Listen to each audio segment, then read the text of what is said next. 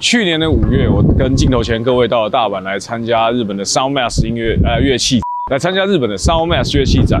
那今年呢，我们就再来看一次吧。大家好，我是熊，欢迎来到乐手潮的频道。我们今天要来参加 Soundmax 2025。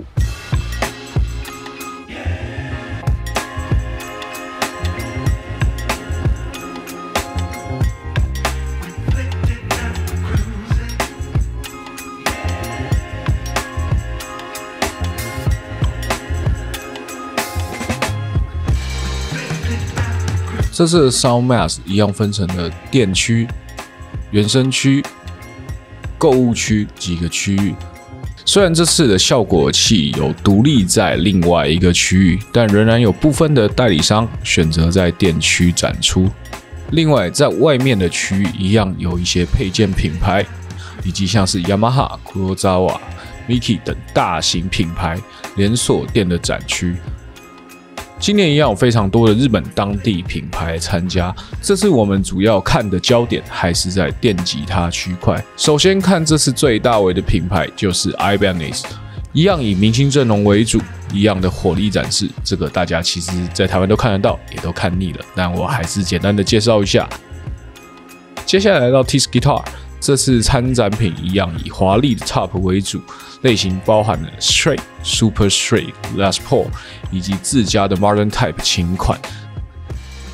相较于 Tiss 对面的 Provision 的外观相对低调，但却有更多 Relic 以及以木头原色为主题的参战琴哦。以 Saranac 或者说是 Gibson 类型的琴为主的 Bison Walk， 这次带来的产品和过去一样，以 Les Paul、Les Paul Special 以及自家设计的 Les Paul Type 为主。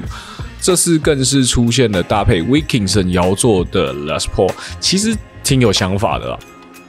在台湾拥有一定拥护者的 Suzuki， 这次的摊位比去年大了一点点，带来的琴款除了 Modern Type 的 Bass 之外，这次还有一支前段 Tele 后段 Humbucker 还附带摇座的新琴款。同样是非常知名的 Red House， 其实我们在 NAMM Show 有过一面之缘。虽然他们家的琴款不是那种超级吸睛的路线，但这次刚好有机会玩了他们家的 Bass， 一拿到手里那个重量真是轻到很吓人，音色也非常的优秀，弹奏起来很轻盈，也是非常不错的品牌哦。去年我们曾经拍摄过的 Upac Guitar， 这次也有参与。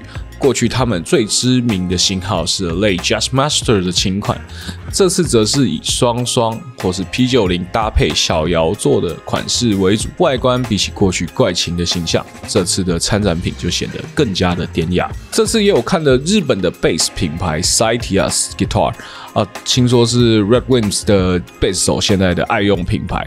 虽然外观是这样，但拿起来却是异常的轻，而且声音就是不像它外观的那么 modern。其实意外的温润饱满哦。依附在黑泽乐器的 Black Smoker 这次当然也有参展，而且这次展出的琴感觉比去年更多了。这次在店区最吸睛的应该是 Divisor 体系的展区了。这次不只带来许多大商谈会等级的 Momose， 还有为了 Soundmax 特别制作的大阪音系列，真的非常的漂亮啊。